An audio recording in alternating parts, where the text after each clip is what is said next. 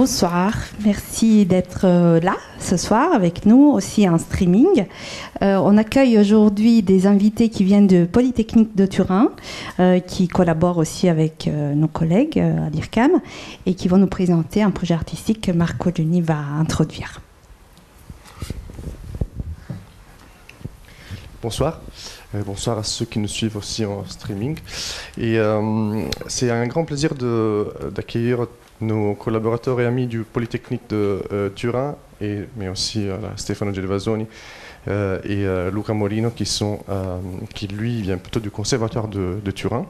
Francesco Cretti et Antonio Servetti, bien évidemment, du Polytechnique, ainsi que Luena Strepi et Marco Masuero. On a eu une longue journée aujourd'hui. C'était nos collaborateurs du Polytechnique qui se sont présentés à l'IRCAM. C'était un très bon moment avec eux. On conclut du coup avec ce projet collaboratif qui a vu du coup engager cette équipe-là, mais à partir d'une production qui est plutôt due à la Fondazione Spinola Banna per l'Arte. C'est une fondation d'art contemporain basée à Banna, à Turin. Le projet initial, ça s'appelle Segni per la Speranza, ça veut dire signe pour l'espoir, et c'est ce mur-là. Je vais vous le présenter plus en détail, mais c'est un mur qui est relativement grand. D'ailleurs, pendant que je parle, je laisse défiler le time-lapse, comme ça. Voilà. Donc ça, c'est l'œuvre murale qui a été conçue par Giuseppe Verdi et ses collaborateurs Clément Valette et Timothée Charlazonitis, et réalisée par les classes d'un lycée de Turin qui s'appelle le Primo Liceo Artistico, donc c'est un lycée artistique justement de Turin. C'est dans le cadre d'une révalorisation d'une périphérie urbaine, donc une périphérie on peut dire dégradée. Et notre travail, nous, c'est donc ce Web Wall Whispers qu'on vous présente ce soir. C'est, disons, le pendant sonore de cette œuvre qui est du coup une œuvre multimodale, dans le sens qu'il y a le mur qui existe, est une sonification de ce mur, une sonorisation, un Soundwork qui, lui, est déployé sur le web. Donc c'est une application web qui est accessible du coup par vos dispositifs mobiles ou desktop. On vous donnera tout à l'heure le lien, si jamais vous voulez vous amuser à le faire. Et justement, c'est interactif, c'est une application interactive au sens que chaque utilisateur, à chaque fois qu'il accède, va avoir une expérience différente parce que c'est son exploration et sa façon de se balader entre les images et guidé par les sons sera à chaque fois unique. Donc voilà, ce soir, ce qu'on vous présente, c'est un peu le processus qui nous a amené à la conception et la création de ce pendant sonore, en sachant que du coup on se base sur un objet qui est plutôt conséquent, donc on ne peut pas faire abstraction de cet objet, au contraire il faut le prendre en compte, et le travail qu'on a fait pour l'application, c'est de travailler l'image à une très haute résolution. Donc vous devez imaginer en gros des micro-photos de chaque détail du mur qui à la fin couvrent toute la surface du mur pour une image une image globale qui au final faisait quelques gigas. Donc c'est vraiment une image très conséquente que vous allez pouvoir explorer à différents niveaux de détails. Ça, éventuellement, vous pourrez aussi l'expérimenter vous-même. À la fin, on va vous laisser l'application qui tourne, comme ça ce sera plus concret. Et voilà. Stefano et Luca vont d'abord vous parler, ce sera en anglais pour la plupart d'entre eux, j'espère que ce sera pour tout le monde, vont d'abord vous parler de la réalisation du point de vue de l'informatique musicale, donc de tout le travail qui a été fait pour passer des idées musicales à l'incarnation, disons, web, lorsque Francesco et Antonio vont ensuite parler plutôt de l'infrastructure informatique et donc de comment ces contenus sonores peuvent être accessibles via un smartphone et via un dispositif. Donc voilà, je laisse la parole à Stefano et à Luca d'abord. J'interromps juste la vidéo de ce gars, je ne connais pas qui c'est. Et ah, pas de publicité. Elle est partie où? Je reviens sur l'application. Voilà, l'adresse. Si jamais, à un moment donné, vous voulez tester, c'est... Est-ce que je peux zoomer? Se vuole mettere. Non, c'est pas grave. webwallwhispers.net. Voilà.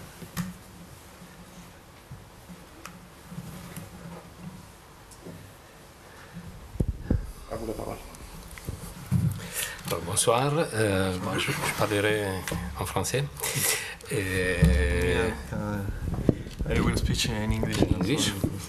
Voilà, pour la partie musicale, moi je ferai raconterai une petite histoire pour vous dire comment on a abordé ce projet et puis comment ce projet peu à peu a évolué vers la forme virtuelle qui est devenue ce site internet. Et puis je voudrais faire quelques petites considérations sur le rapport d'un compositeur qui a une expérience plutôt, qui a une formation plutôt classique et pas tellement habitué à la musique avec dispositifs informatiques et électroacoustiques, et surtout la problématique d'utiliser des moyens comme un smartphone ou la technologie web audio pour des projets qui sont dans un cadre encore qu'on pourrait encore aujourd'hui définir de classique ou issu de la musique classique. Voilà, donc ce projet qu'on avait conçu avec Marco, parce qu'à l'origine du projet, il y avait une collaboration de Marco et de moi avec le peintre Giuseppe Verdi. On avait été demandé de créer un dispositif, de sonoriser ce mur par un dispositif classique, donc avec des enceintes plus ou moins cachées dans les murs. Et puis peu à peu, pour des problèmes liés au lieu, c'est une école, c'est un lycée, l'espace, un grand espace, un parc public devant l'école, aussi des raisons de sécurité. Ce projet a été virtualisé, et c'est pourquoi on a essayé d'ajouter à la dimension visuelle pas seulement une dimension sonore virtuelle, mais aussi un parcours de recherche qui nous a amené à peu à peu convoquer d'autres institutions comme l'école Politecnique di Torino, le Conservatoire di Torino, Stefano Gervasoni, professeur de musique électronique au Conservatoire de Torino, et il y a encore d'autres personnes qui ont travaillé au projet. Vous avez vu les credits tout à l'heure. Alors, je suis un compositeur qui a un certain âge maintenant, 56 ans, qui a eu une formation tout à fait traditionnelle, qui en plus n'a pas trop fréquenté le genre pop rock quand il était adolescent, quand j'étais adolescent et dans ma jeunesse. Donc j'ai toujours pensé à la musique électronique comme un lieu spécial de recherche qui devait avoir un niveau d'exigence extrêmement haut. Et puis, j'ai un peu vécu à ma façon l'histoire de la musique électronique, parce que, comme vous le savez bien, peu à peu, la micro-informatique a permis de réduire, a donné beaucoup plus de puissance de calcul, et les machines sont devenues bien plus petites et accessibles à tout le monde. Puis Internet est arrivé. Je suis encore quelqu'un qui est né avant l'arrivée d'Internet et avant même les ordinateurs portables. Et alors j'ai vu un peu ce qui s'est passé dans les institutions les centres de musique électroacoustique comme l'IRCAM, qui ont dû peu à peu, pas seulement suivre le développement technologique, bien sûr, mais aussi comprendre comment, où ce développement technologique pouvait porter la création artistique. Et je dois dire que le fait d'avoir finalement pas seulement réduit avec les microprocesseurs, mais aussi en quelque sorte démocratisé ou même globaliser l'utilisation de certains dispositifs comme un téléphone portable a véritablement changé la perspective de recherche d'un compositeur qui a un côté pragmatique, qui travaille, disons, qui est un artisan, doit toujours se poser le problème de la réalisabilité de son œuvre. Et j'ose dire qu'aujourd'hui, un projet qui demandait énormément de moyens, comme pouvait l'être Répond de Boulez, aujourd'hui, je pense que ce serait même inimaginable, au sens qu'il faudrait énormément de moyens, et aussi parce qu'on essaie plutôt de faire passer cette ambition artistique énorme à travers des moyens le plus possible d'utilisation, comment dire, facile, comme pourraient être les téléphones mobiles, les smartphones. Alors, peu à peu, avec Marco, on s'est rendu compte que le projet qu'on était en train d'élaborer devait justement se confronter à des contraintes bien précises, qui sont les contraintes du web audio. Et Francesco et Antonio nous parleront de ça. Nous avons quand même voulu garder cette idée de confrontation avec une sorte de quotidien de l'électronique et aussi des habitudes qui appartiennent désormais à la vie quotidienne. Tout le monde est un peu penché comme ça presque toute la journée dans les métros quand le bon moment arrive, et malheureusement c'est toujours le bon moment de faire ce genre d'activité avec le doigt, avec les yeux, avec le cou. Et tout ça pour inviter l'auditeur et l'explorateur de l'œuvre du mural que vous voyez à rentrer dans l'œuvre, et pas seulement dans l'œuvre, mais dans la matière de l'œuvre. Alors le projet qu'on a conçu est donc une exploration, comme Marco a bien dit, qui est à la fois sonore et qui est à la fois visuelle et sonore, et les gestes qu'on fait avec le dispositif, donc taper, zoomer et swiper, je ne sais pas si on peut dire ça, swipe, permettent vraiment de creuser un peu à l'intérieur de l'œuvre. On a utilisé uniquement des pièces de musique, des pièces à moi, préexistantes, soumises à énormément de traitements que Luca va expliquer. On a en plus enregistré les voix des élèves de l'école, du lycée, qui ont écrit eux-mêmes les textes qui ont été peints sur le mur. Et ça, c'était un travail d'atelier fait avec le Giuseppe Cacavalle. Francesco Primavera, étudiant du Conservatoire de Torino, s'est occupé des enregistrements et de l'editing des enregistrements.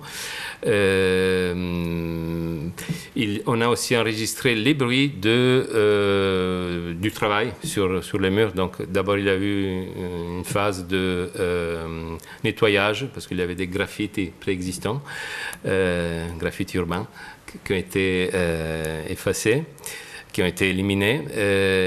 Donc on a enregistré la machine qui va pulvériser. Les différents traitements que le mur a subis ont été enregistrés.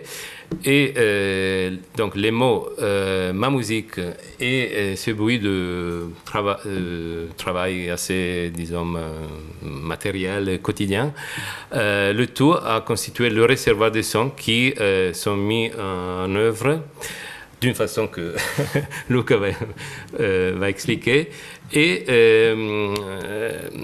voilà, donc dans une œuvre qu'on ne peut pas définir une œuvre musicale parce qu'elle n'existe pas dans son unicité. C'est toujours une combinaison, un mixage en temps réel via le streaming audio qui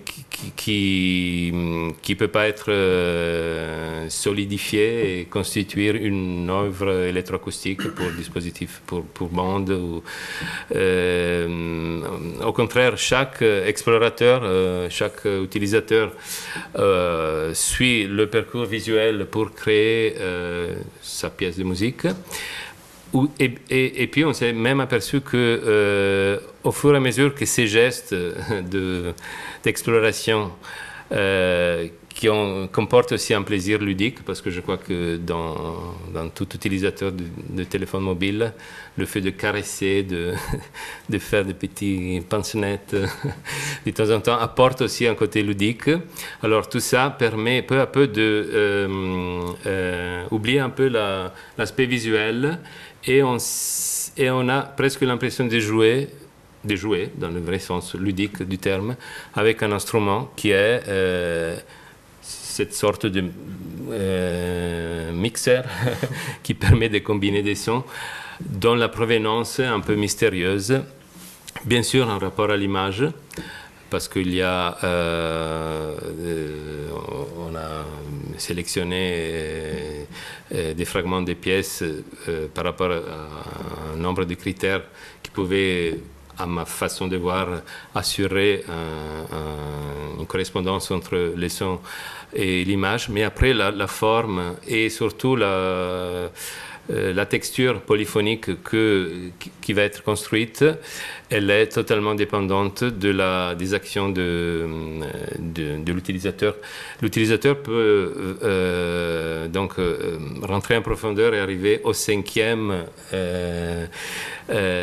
niveau, qui est le niveau qu'on appelait du ciment, donc de la matière brute, presque brute. Et puis, il peut, d'une façon, je dirais, acrobatique, visuellement acrobatique, mais musicalement assez, comment dire, excitante, passer d'un carré à l'autre de l'œuvre visuelle, du murales, parce que le murales fait une 50aine de mètres. 70 mètres. Ouais. Voilà, donc par les actions, donc on peut passer rapidement d'un secteur à l'autre et être surpris par les différents sons que le secteur produit et aussi par le mixage qui se produit, parce que l'idée à la base, c'est de travailler une sorte de texture qui est déjà polyphonique, qui appartient à chaque niveau, premier niveau, deuxième niveau de l'exploration. Et le fait de sauter rapidement ou d'aller en profondeur ou de revenir à la surface crée des superpositions. Donc moi j'aime dire que c'est une polyphonie des polyphonies, un objet polyphonique qui est confronté à d'autres objets eux-mêmes polyphoniques. Et on ne triche pas, tout ça est fait au niveau c'est une expérience en temps réel en streaming. Les données sont stockées sur le serveur du Politecnique à Turin. Et les opérations compositionnelles, disons, donc les gestes qu'on fait avec les doigts, sont faits en temps réel par l'algorithme que Francesco a conçu, alors que tous les traitements sont faits au préalable par Luca. Un peu d'accord avec moi, mais en presque totale liberté, parce que j'ai bien voulu que chaque partenaire de ce projet exprime une liberté créative pertinente, parce qu'on a une œuvre à servir qui est l'œuvre de Giuseppe Verdi. Donc on était tous inspirés par ça, et c'était un peu l'élément unificateur de notre travail.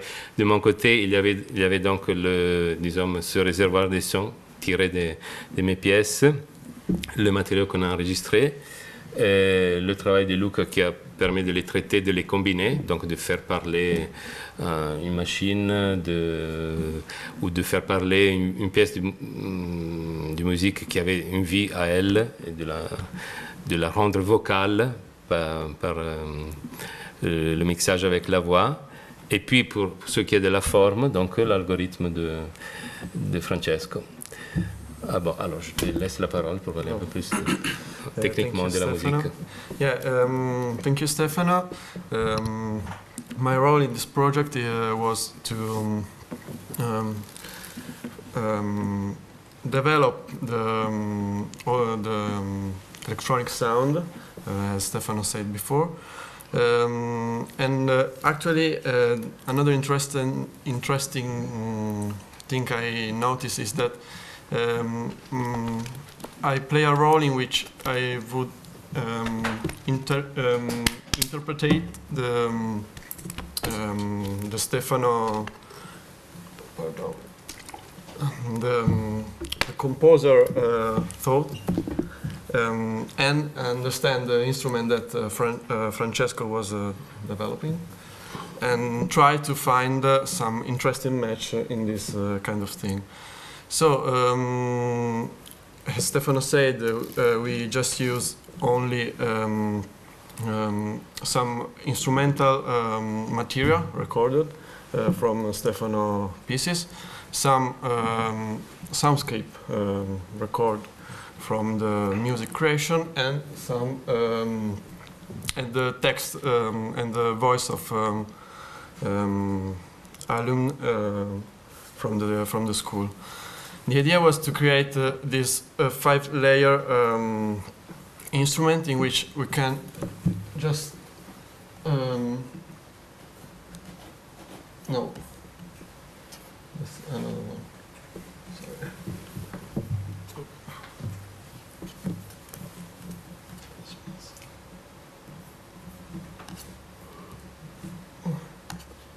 So this is the Italian one. Maybe go there.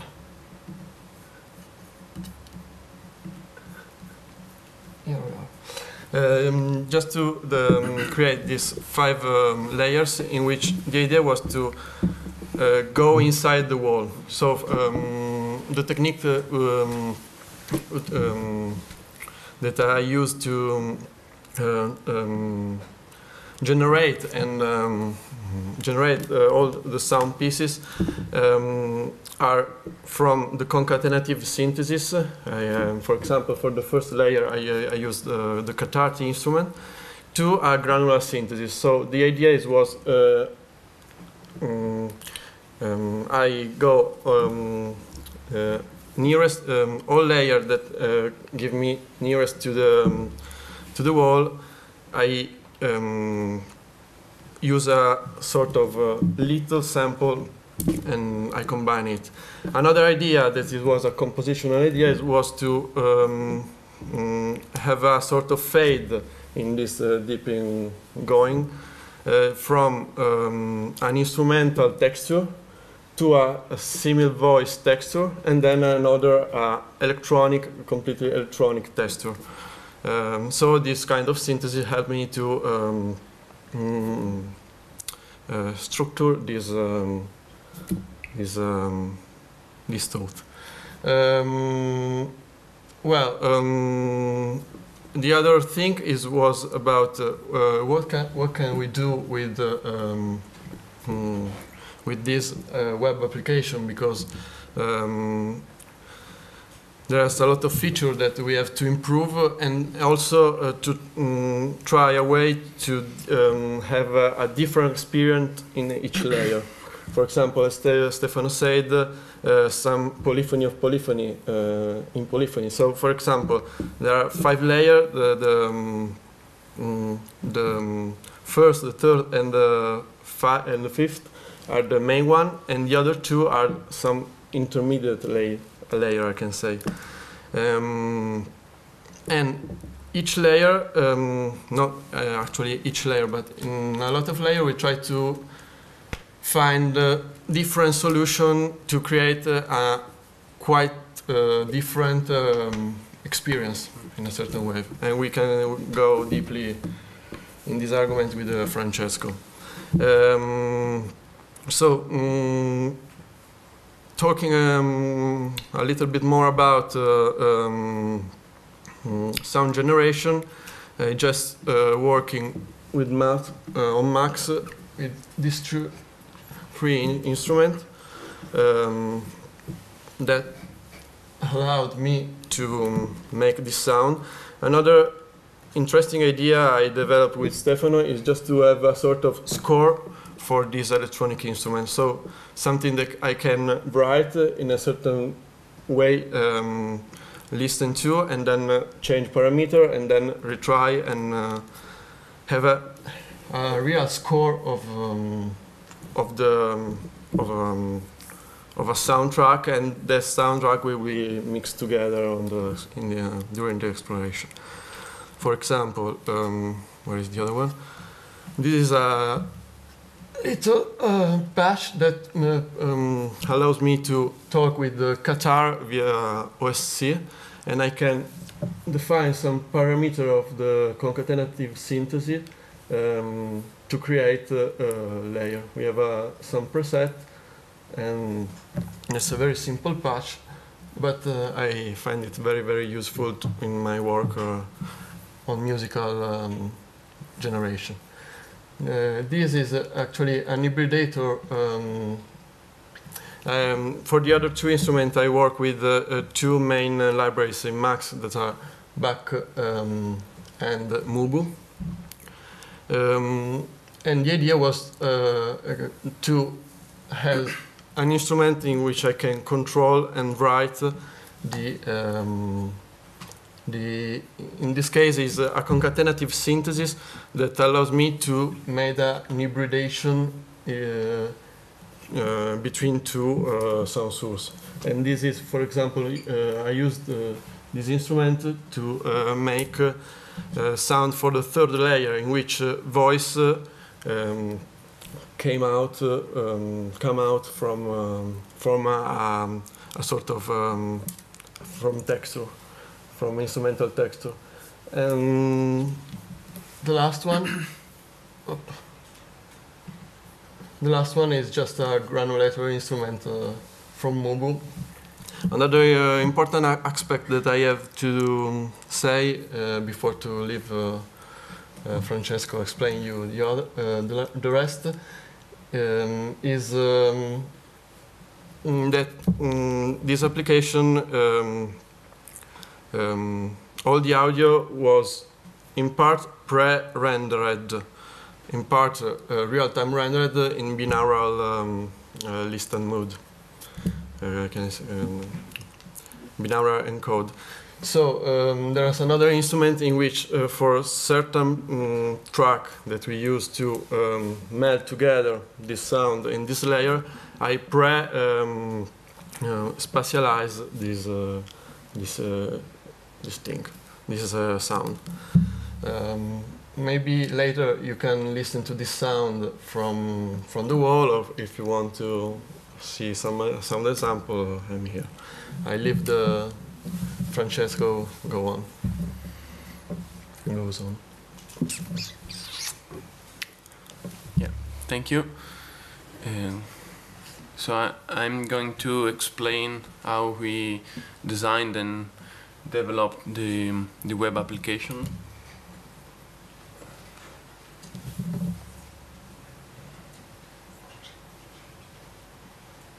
Okay.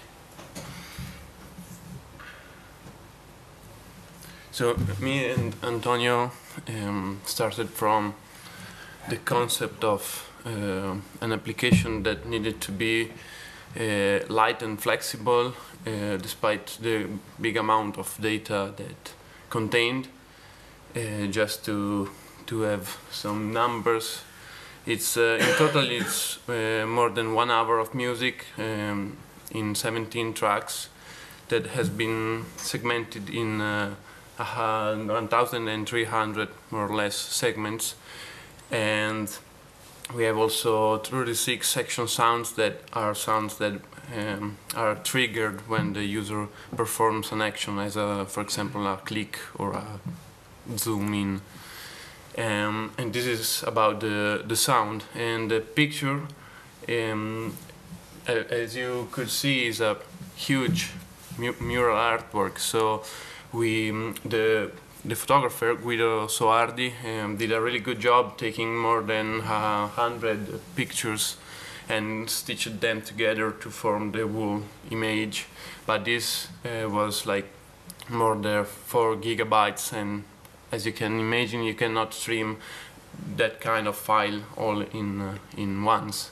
So we separate the files, the image in more than 300,000 tiles, according to a tile scheme that I will explain later. Talking about the audio streaming and processing architecture, as I said, we had to split all the tracks in small segments, particularly 6-second segments, and give all this content to the user with the HTTP live streaming protocol, HLS. I'm not going into details because this will be explained by Antonio later.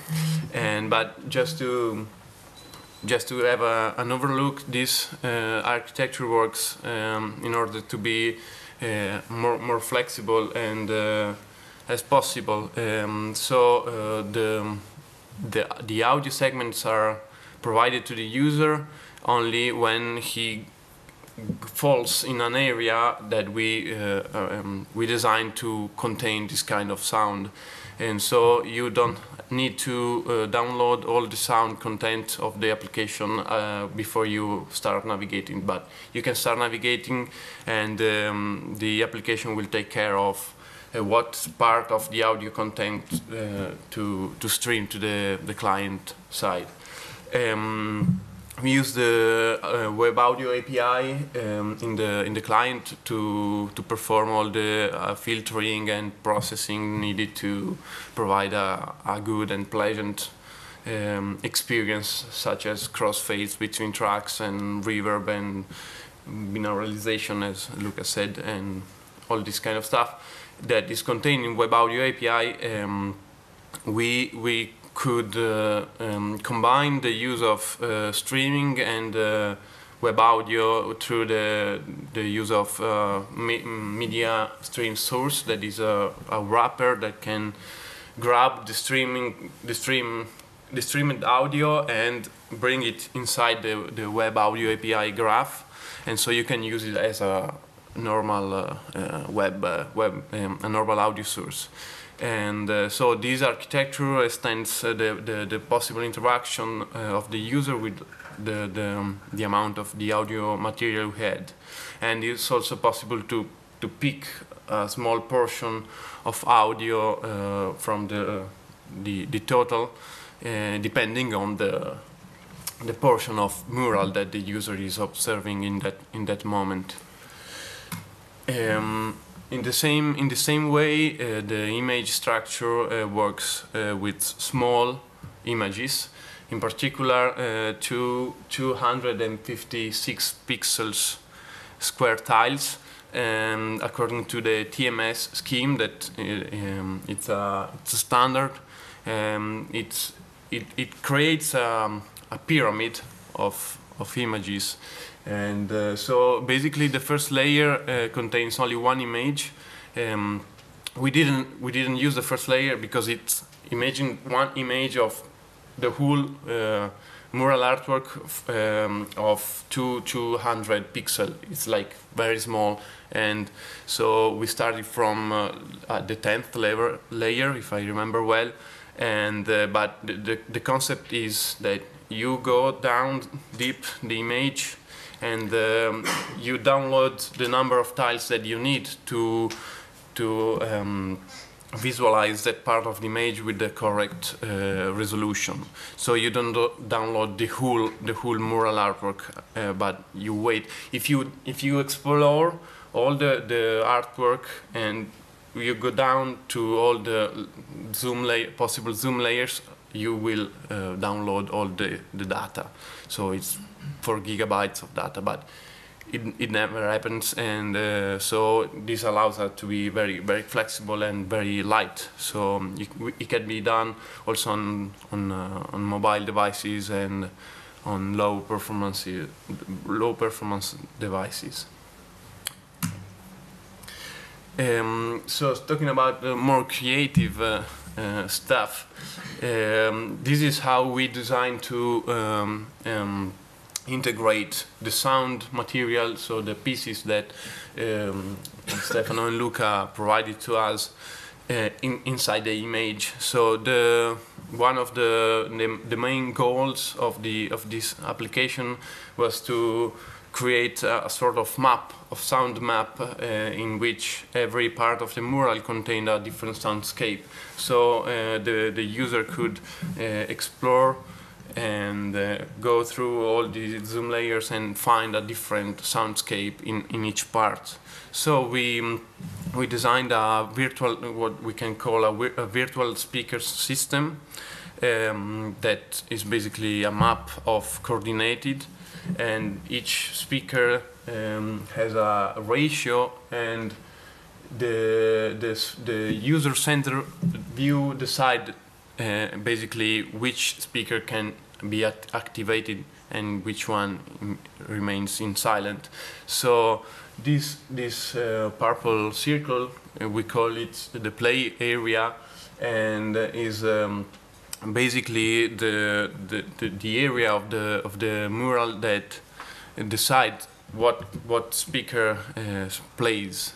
And so moving around the mural, you fall inside influence area of different speakers. So we can map all the space in like that, and not also like this, but we can also have areas in which more than one speaker is playing, because for every user action we update a certain amount of parameters, in particular linear distance and azimuth angle. We calculate it from the user view center and the virtual speakers around it. So, for example, in this image, we will have 4 speakers and 4 set of parameters that will influence how each speaker is filtered or organized in the acoustic space. So we used those parameters to create a different soundscape, in fact, for each portion of the layer, because each portion of the layer has different distances between the speakers around it. So this is how we managed to map all this big amount of image in and to allow the user to go around and find different stuff everywhere. And so in this way the user has the power, in fact, to mix the different. Once he understood that one area contain one specific sound, he can decide how to mix with another area, because just a little movement changes how the 2 sounds or the 3 sounds are mixed together. So basically you can compose your own soundscape live, moving around. And in certain levels, the user, as I said before, the user actions produce a sound. So when the user clicks or zooms, another sound is triggered. So it's everything that the user does, it contributes to the soundscape and to the musical composition.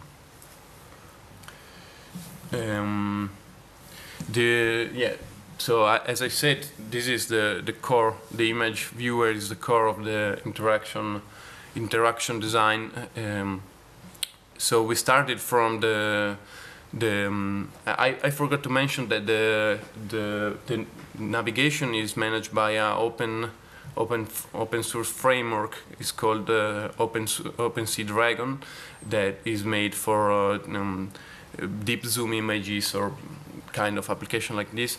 It's also used to provide deep zoom for big artworks. It's often used for museums that need to digitalize big artworks, and so we used it to allow the user to move around the image, but we had to customize some functions in order to catch all the actions in different events and to change the behavior of the viewer depending on the layer. For example, in the first layer that you see above, you can only move horizontally because we couldn't let the user go up here because there is nothing here and nothing under. So we locked the navigation only in the horizontal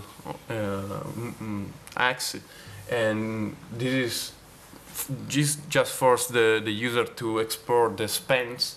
And so we placed two big virtual speakers at two extremes of the mural artwork. So you go from one side to the other of the image, and you heard the right speaker going down and going far from you, and the other one coming up. So it's a gradual transition, and we encourage the user to do small movements, smooth movements, and listen what the system is doing to react. From the third layer to the fifth, that is the last one, the user can move both horizontally or vertically. So the virtual speakers are mapped all around the plane. So yeah, this is how it works. You can use your mouse clicks or wheel, and your keyboard to go around the mural, and the touch screen if you have one, if you run on a mobile device. Just one note on the last layer that behaves a little bit differently. It has no virtual speakers because there was no point to map. So this is a really small piece of mural, and it's impossible that the user explores all the murals starting from this point. So you can only see what is in your neighborhood. There was no point in mapping thousands of virtual speakers containing different sounds because the user would have never listened to it. So we decided to map the sounds according to the amount of color in the current view.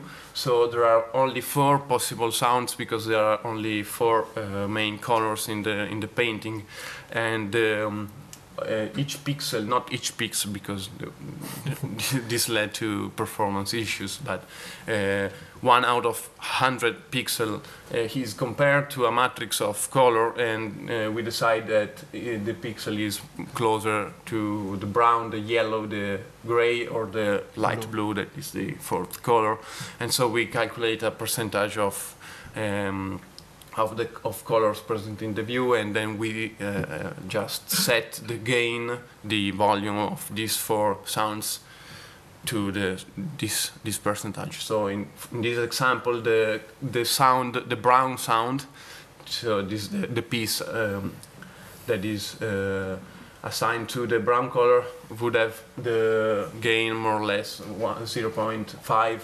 and the yellow one 0.3, and the gray one 0.2. And so just as the other layers, you can just go around and do your own mix according to the amount of color that it's in the view. I will now let Antonio speak about more technical details about the streaming. Okay, I will go back a little bit to this picture. I will just add a few words to stress the streaming part of the application. And that's because we choose with Marco not to have an application that you have to install and download on your mobile or on your laptop, because we had, as Francesco said, gigabyte of images and gigabyte, let's say, hours of audio, and so it will not be practical to download everything. So we resorted to have a streaming application where you use only what you need, and and to use the application, you just open the browser, go to a web page, and you start your experience. In fact, we have to remember that the audio material and the video material image is on a server on the web, and the interaction is on the browser, on your PC or on your laptop. And so if for the case of images, the solution was quite evident and well known, because it's a solution, as Francesco said, that is used also for the maps. When you go to Google Maps, you don't download the map with all the detail of the whole world. You just download the pieces you are interested, and depends on your zoom level. On the contrary, for audio, it wasn't so a well-known approach, because web audio, that is the piece of code we were using in the application, has been introduced in the browser these years recently, and so it suffers from some limitations. For example, at the present moment, you should, in theory, you should download all the audio and then start the processing and all the stuff. And so we had to find another way to experience this interaction with the server. And the solutions were different. Here are some. You can you can use a custom implementation, or you can use an implementation that is more like video conferencing. But both these solutions will have implied that you need to have an application on your server, something that can interact with you and give you the content you are requesting. Our idea was to have the server part as simple as possible, and so we wanted to have like a web page, so some resources, some file you can download, and no intelligent on the server side. So we used a technology that was enabled also recently in the browser, that is the audio element and the video element. You can experience that when you go on website like YouTube and you see the movies. Okay, so we connected this element of the web page to the web audio processing part and the graph for the processing. Let's say with some tricks, because as you know, when you go watching a video on the web, you start from the beginning and then go on. But when you want to skip in another piece of the video, you have to wait. The same happens when you change the channel. There is some latency, some interruption of your interaction, and so on. So we try to reduce that as much as possible. And that's why, as you see in this picture, we used on the server really small representation of the audio. The audio was divided in small segments of few seconds, but in theory you can go you can do more and use even smaller segment. And in this way you can reduce the delay when we can stay here. So in this way, you can reduce the delay when the user interacts with the wall and it moves in a different part or change the zooming level. You can be prompt in offering the new audio with a little trick that is we already know some of the possible movement, and so we prefetch some of the audio. But by using the segment, you just need to prefetch the first 5 seconds of the new sound. And so you do not introduce two overrides on the network, and you do not introduce latency and delay interruption in the experience of the user. And I think that's all. Yeah, thank you.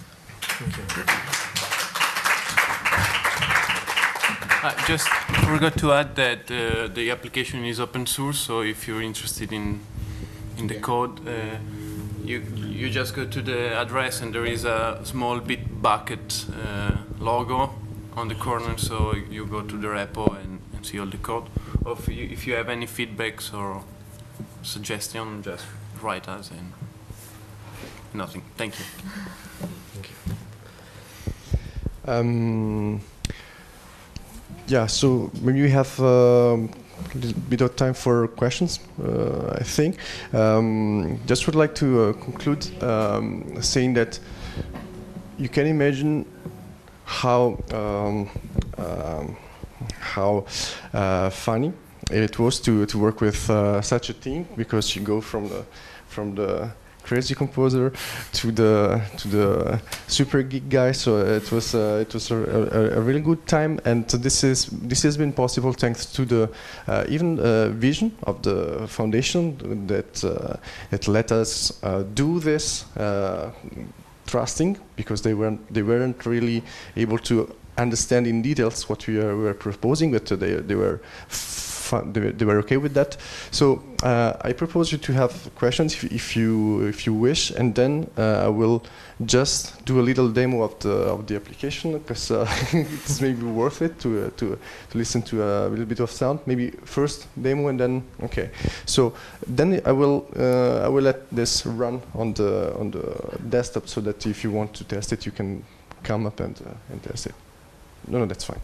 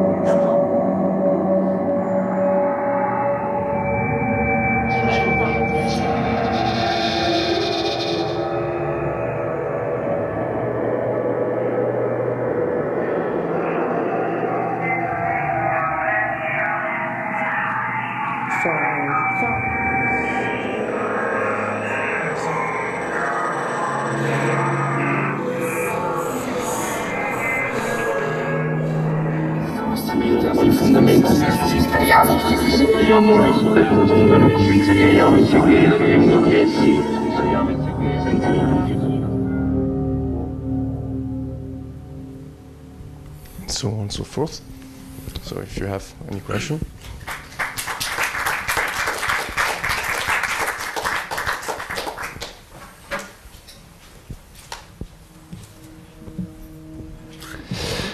Okay, thank you very much for this very nice presentation and for the performance as well. I have two questions. The first one is technical.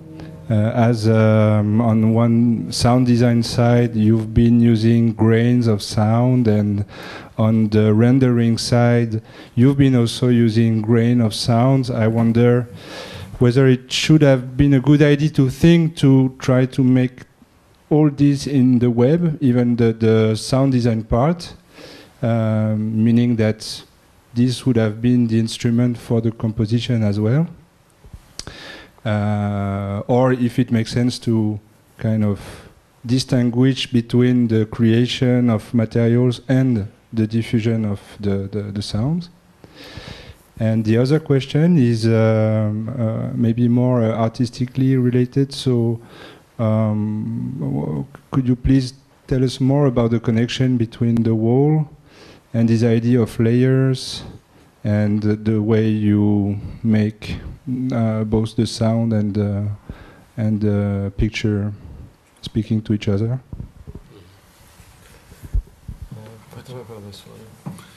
Yeah, but about the first one, yeah, the web audio APIs is not so flexible and led to performance issues. So and it was like there were two different processes in two different stages of the application. So I basically I wasn't involved in the sound generation process. I took the material that they gave me and I designed how to use the web audio API to perform a smooth experience. So the processing that we do with the web audio graph is more functional, as I can say, like reverb and low pass filtering, and it doesn't involve the creation of the artistic content, but it does, but in a different, it's different.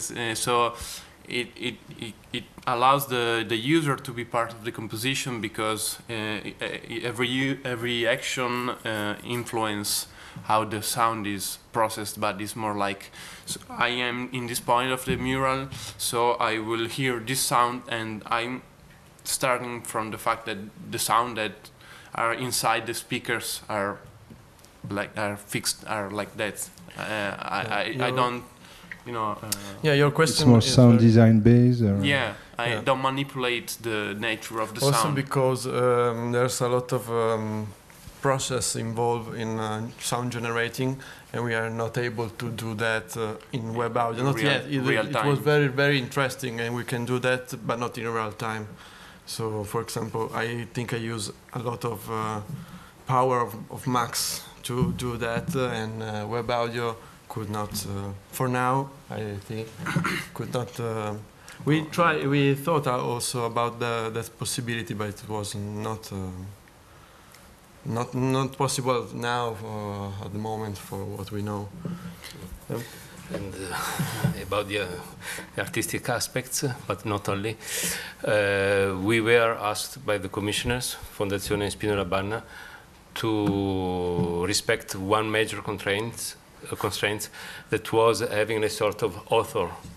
So the author, it was supposed to be me, and we really worked on convincing the commissioners to accept this idea of collective authors.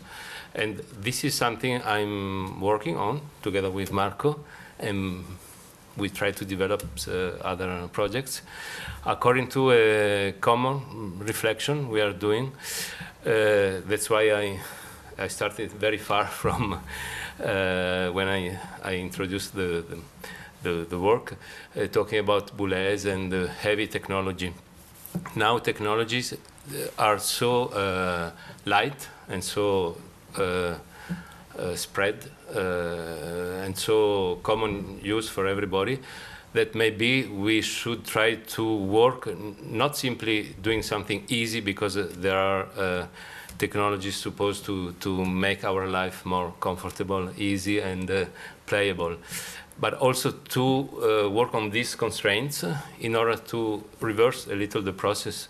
Instead of having big, very big dreams and asking IRCAM or other institutes to conceive the most powerful and big computer in order to realize these dreams, to give birth to these dreams, maybe the most interesting process now, how to adapt these commercial devices we have to a very high demanding artistic thought. And I think that was maybe one of the point. That was one of the points for our project, and maybe the most joyful experience we had, because we were really confronted to heavy constraints, and I learned a lot of things in doing this. Also sort of clean discipline of writing on different supports, not simply for voice, polyphony, handwritten, very stimulating for the imaginations. So I'm thinking of something like including things in the creative experience, classical educated and so on, Western culture, all things we say about our becoming very, very rare work, instead of an exclusive attitude. So I'm the artist, please give me all the means my inspiration needs to create my big piece of art. I'm a little provocative in saying this, but I think when we say globalization and democratization of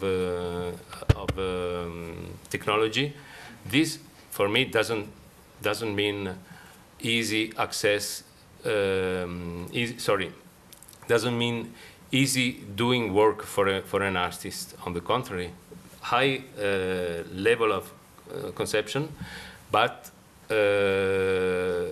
lot of work in using the technologies which are not supposed to serve these big dreams artists have, in order to ask for a high level listening or perception experience of the piece of work we do.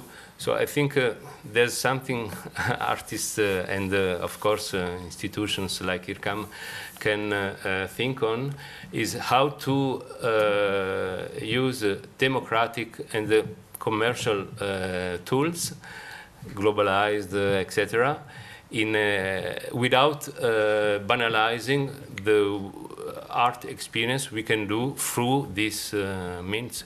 This is something for me now becoming important, much more important than having the biggest orchestra or the biggest computer, because it's really stimulating for the experience. And also from a political point of view, what is democracy? Democracy is something very important. These means are democratic because everybody uses it, but they have a lot of not controllable constraints, because it's made by very intelligent people like they are, and everybody can use them without really knowing what there's behind. The composer, the working on this tool, needs to know and to use all this potential for serving a highly demanding project, and they think now understand that it is possible. Another point in this sense, maybe on the relation between the wall and application, is that the reflection and the interesting one was also to say, okay, what can we provide to the user, to the visitor, that he cannot have while on place, and most of all, also, how can you make this experience something that you bring with you? So I take home experience. You go on place. You don't listen to anything at all because there are no loudspeakers. But then you can, even on place, you can have access to details of the painting that you couldn't have without the phone. Because of course you cannot jump 9 meters high. So it's in that it is already a form of augmented reality, because you go there and you have access to things that you wouldn't see you yourself because you don't have the right perspective. And then once you go, then you take it with you, because exactly the same thing you did in front of the wall, you can do that at your place. And that's something also that is I think interesting as a paradigm, because you have something that is here and now, and then you come back to your home at 1,000 kilometers away, and you still get something of that experience. So I think this is something. This is a model that is worth to extend.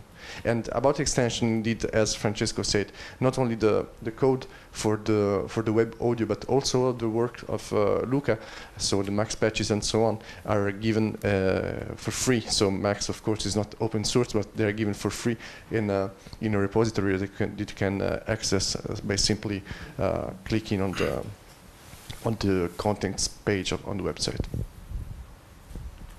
Maybe other questions for? Okay, so thank you. If there is no other question, maybe we can continue to discuss in private. And thank you a lot. Again, merci beaucoup d'être venu. Et puis on peut encore continuer 5 minutes, mais on va libérer le streaming. Merci encore.